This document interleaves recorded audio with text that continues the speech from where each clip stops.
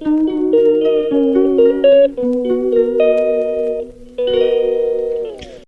Good morning ಎಲ್ಲರೂ ಹೇಗಿದ್ದೀರಾ? Welcome back to Ramya ಲೋಕ ಯೂಟ್ಯೂಬ್ ಚಾನಲ್. ನನ್ನ ಚಾನಲ್ ಯಾರೇನೂ ಸಬ್ಸ್ಕ್ರೈಬ್ ಮಾಡಿಲ್ಲ, ಪ್ಲೀಸ್ ಹೋಗಿ ಸಬ್ಸ್ಕ್ರೈಬ್ ಮಾಡಿ, ಹಾಗೆ ಲೈಕ್ ಮಾಡಿ, ಶೇರ್ ಮಾಡಿ, ಸಪೋರ್ಟ್ ಮಾಡಿ. ಇವತ್ತು ಮಧ್ಯಾಹ್ನದಿಂದ ಬ್ಲಾಗ್ ಸ್ಟಾರ್ಟ್ ಮಾಡಿದ್ದೀನಿ. ಬೆಳಗ್ಗೆಯಿಂದ ಫ್ರೀ ಇರಲಿಲ್ಲ, ಹಾಗಾಗಿ ಮಧ್ಯಾಹ್ನ ನನ್ನ ಹಸ್ಬೆಂಡ್ ಮನೆಗೆ ಊಟಕ್ಕೆ ಬಂದಿದ್ದರು. ಅವ್ರಿಗೆ ಊಟ ರೆಡಿ ಮಾಡಿಕೊಟ್ಟೆ. ಇವತ್ತು ಏನು ಸ್ಪೆಷಲ್ ಅಂತ ತಮ್ಲೈನ್ ನೋಡಿ ಎಲ್ಲರಿಗೂ ಗೊತ್ತಾಗಿರುತ್ತೆ ಅಂತ ಅಂದ್ಕೊತೀನಿ. ಮನೇಲೆಲ್ಲ ಕೆಲಸ ಮುಗಿಸಿ ಸಂಜೆ ಪೂಜೆನೂ ಮುಗಿಸಿ ರಾಘವೇಂದ್ರ ಸ್ವಾಮಿ ದೇವಸ್ಥಾನಕ್ಕೆ ಹೋದೋ. ಇವತ್ತು ಅಮಾವಾಸ್ಯೆ ಇರೋದ್ರಿಂದ ತುಂಬ ರಶ್ ಇತ್ತು ದೇವಸ್ಥಾನದಲ್ಲಿ. ಇದು ಒಂದೇ ದೇವಸ್ಥಾನ ಅಲ್ಲ, ತುಂಬ ದೇವಸ್ಥಾನ ನಾವು ಹೋಗಬೇಕಾದಾಗ ಎಲ್ಲ ದೇವಸ್ಥಾನದಲ್ಲೂ ಫುಲ್ ರಶ್ ಇತ್ತು. ನೆಕ್ಸ್ಟು ದೇವಸ್ಥಾನ ಎಲ್ಲ ಮುಗಿಸ್ಕೊಂಡು ಅಲ್ಲಿಂದ ನನಗೇನೋ ಐಟಮ್ ಬೇಕಿತ್ತು, ಅದನ್ನು ತಗೊಬರೋಣ ಅಂತ ಅಂದ್ಕೊಂಡು ದೇವಸ್ಥಾನದಿಂದ ಸ್ವಲ್ಪ ದೂರದಲ್ಲಿ ಅಂಗಡಿ ಇದೆ, ಇಲ್ಲಿಗೆ ಬಂದೆ. ನಮ್ಮ ಮನೆ ಪಕ್ಕ ಒಬ್ಬರು ನಮ್ಮ ಮನೆಯಲ್ಲೇ ಸ್ಯಾರಿ ತೊಗೊಂಡು ನನ್ನ ಹತ್ರನೇ ಬ್ಲೌಸ್ ಸ್ಟಿಚ್ ಮಾಡೋಕ್ಕೆ ಅಂತ ಕೊಟ್ಟಿದ್ದರು. ಅದಕ್ಕೆ ಲೈನಿಂಗ್ ತೊಗೊಬರೋಣ ಅಂತ ಅಂದ್ಕೊಂಡು ಬಂದಿದ್ದೆ. ನನ್ನ ಫ್ರೆಂಡ್ ಒಬ್ಬರು ಮೊದಲೇ ಕಾಲ್ ಮಾಡಿ ಹೇಳಿದರು, ನೀವೇನಾದ್ರು ಹೋದರೆ ನನಗೂ ಏನೋ ಐಟಮ್ ಬೇಕು ತೊಗೊಬನ್ನಿ ಅಂತ.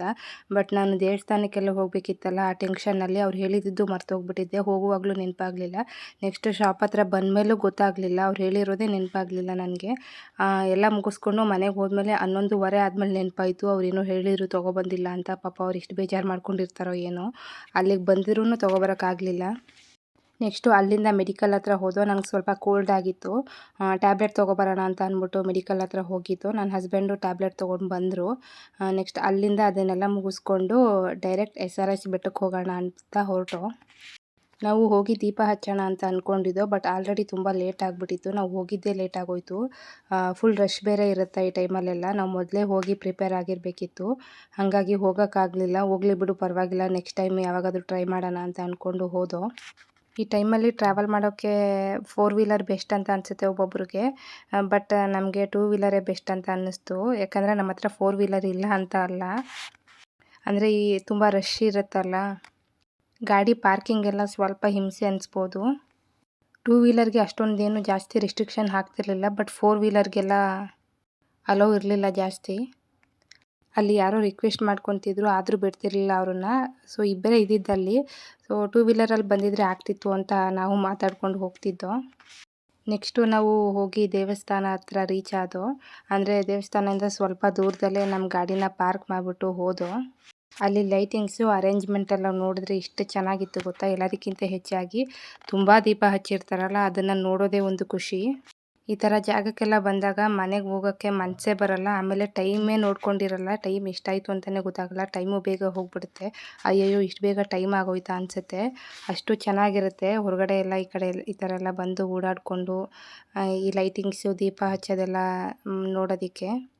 ನೆಕ್ಸ್ಟು ನಾವು ಬಂದು ಸ್ವಲ್ಪ, ಅಂದರೆ ಆಲ್ರೆಡಿ ಎಲ್ಲ ದೀಪ ಹಚ್ಚಿಬಿಟ್ಟಿದ್ರಲ್ಲ, ತುಂಬ ಒಂದೊಂದು ಕಡೆ ದೀಪ ಎಲ್ಲ ಕೆಟ್ಟೋಗಿತ್ತು. ಅದಕ್ಕೆಲ್ಲ ಕ್ಯಾಂಡಲ್ ತೊಗೊಂಡು ನಾವು ದೀಪ ಎಲ್ಲ ಹಚ್ಚಿದೆ ಒಂದು ಸ್ವಲ್ಪ ಹೊತ್ತು. ನಾನು ಒಂದು ಸಲನೂ ಯಾವತ್ತೂ ಬಂದು ದೀಪ ಎಲ್ಲ ಯಾವತ್ತೂ ಹಚ್ಚಿರಲಿಲ್ಲ ಇಲ್ಲಿ. ಮದುವೆ ಆದಮೇಲೆ 2 ವರ್ಷ ಬಂದಿದ್ದೆ, ಬಟ್ 2 ವರ್ಷದಲ್ಲೂ ಯಾವತ್ತೂ ಈ ಥರ ಎಲ್ಲ ಮುಂಚೆನೇ ಬಂದಿಲ್ಲ. ನಾವು ಬರೋದು ಸ್ವಲ್ಪ ಲೇಟ್ ಆಯಿತು. ಈ ಟೈಮ್ಗೂ ನಾವು ಬಂದಿರಲಿಲ್ಲ. ಬಂದ್ರೂ ದೇವಸ್ಥಾನ ಹತ್ರ ಹೋಗಿ ಸುತ್ತಾಡಿಕೊಂಡು ಪ್ರಸಾದ ತಿಂದ್ಕೊಂಡು ಸ್ವಲ್ಪ ಹೊತ್ತಿದ್ದು ಹೊರಟ್ಬಿಡ್ತಿದ್ದೋ.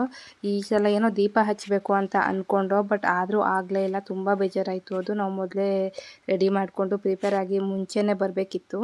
ತುಂಬ ಜನ ದೀಪ ಹಚ್ಚೋಕ್ಕೆ ಅಂತಲೇ ತುಂಬ ಬೇಗ ಬಂದಿರ್ತಾರೆ, ಬಟ್ ನಮ್ಗೆ ಆಲ್ರೆಡಿ ಲೇಟ್ ಆಗೋಯಿತು. ಯಾಕಂದರೆ ರಾಘವೇಂದ್ರ ಸ್ವಾಮಿ ದೇವಸ್ಥಾನಕ್ಕೂ ಹೋಗಬೇಕಿತ್ತಲ್ಲ. ನಾವು ಅಲ್ಲಿ ದೇವಸ್ಥಾನಕ್ಕೆ ಹೋಗಿ ನಮಗೇನೇನೋ ಐಟಮ್ ಬೇಕಿತ್ತಲ್ಲ, ಎಲ್ಲ ತೊಗೊಂಡು ಬರೋ ಅಷ್ಟರಲ್ಲಿ ಲೇಟ್ ಆಗೋಯಿತು. ಹಾಗಾಗಿ ಮೊದಲೇ ಬಂದು ದೀಪ ಅಂತೂ ಹಚ್ಚೋಕ್ಕಾಗಿಲ್ಲ. ಅಟ್ಲೀಸ್ಟ್ ಇದನ್ನಾದರೂ ಮಾಡೋಣ ಅಂತ ಸ್ವಲ್ಪ ಸಮಾಧಾನ ಮಾಡಿಕೊಂಡು ಇದನ್ನೆಲ್ಲ ಮುಗಿಸಿ ಸ್ವಲ್ಪ ದೇವಸ್ಥಾನ ಹತ್ರ ಸುತ್ತಾಡ್ಕೊಂಬರೋಣ ಅಂತ ಮತ್ತೆ ಹೋಗ್ತಿದ್ದೋ. ಕ್ಯಾಂಡಲ್ ಬೇರೆ ಇನ್ನೂ ಸ್ವಲ್ಪ ಇತ್ತಲ್ಲ, ಹಾಗಾಗಿ ವೇಸ್ಟ್ ಆಗುತ್ತೆ. ಎಷ್ಟೊಂದು ಜನ ದೀಪ ಹಚ್ತಿದ್ರಲ್ಲಿ ಆಲ್ರೆಡಿ. ಅಲ್ಲಿ ಯಾರಿಗಾದ್ರೂ ಕೊಟ್ಬಿಡೋಣ ಅಂತ ನೋಡಿದೆ, ಬಟ್ ಯಾರೂ ಕಾಣಿಸ್ಲಿಲ್ಲ. ಯಾರೋ ಆಂಟಿ ಒಬ್ಬರು ಒಂದು ದೀಪ ತೊಗೊಂಡು ಇನ್ನೊಂದು ದೀಪದ ಹತ್ರ ತೊಗೊಂಡೋಗಿ ಹಚ್ಚಿಸ್ತಿದ್ರು.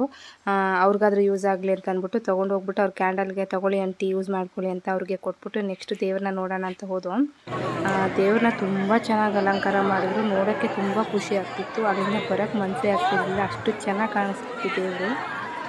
ಹಾಗೆ ಅಲ್ಲೇ ಒಂದೆರಡು ಫೋಟೋಸ್ ತೊಗೊಂಡು ನೆಕ್ಸ್ಟು ಅಲ್ಲಿಂದ ಹೊರಟು ಬಂದೋ. ನಮಗೆ ಇಲ್ಲಿ ಪರಿಚಯ ಇರೋರು ತುಂಬ ಜನ ಸಿಗ್ತಿದ್ರು. ಅವ್ರನ್ನೆಲ್ಲ ಮಾತಾಡಿಸ್ಕೊಂಡು ನೆಕ್ಸ್ಟು ನಾವೂ ಟೈಮ್ ಆಗಿತ್ತಲ್ಲ, ಸೊ ಪ್ರಸಾದ ತಿನ್ಕೊಂಡು ಹೊರಡೋಣ ಅಂತ ಅಂದ್ಬಿಟ್ಟು ಪ್ರಸಾದ ತಿನ್ನೋಕ್ಕೆ ಅಂತ ಹೋದೋ. ಅಲ್ಲೂ ತುಂಬ ರಶ್ ಇತ್ತು. ಕ್ಯೂನಲ್ಲಿ ನಿಂತ್ಕೊಂಡು ಪ್ರಸಾದ ಎಲ್ಲ ತೊಗೊಂಡು ಬಂದು ಒಂದು ಕಡೆ ಕುತ್ಕೊಂಡು ತಿಂತಿದ್ದೋ. ಈ ವಿಡಿಯೋ ನೋಡ್ತಿರೋರು ಯಾರ್ಯಾರೆಲ್ಲ SRS ಬಟ್ಟೆಗೆ ಬಂದಿದ್ದೀರಿ ಅಂತ ಹಾಗೆ ಕಮೆಂಟ್ ಮಾಡಿ.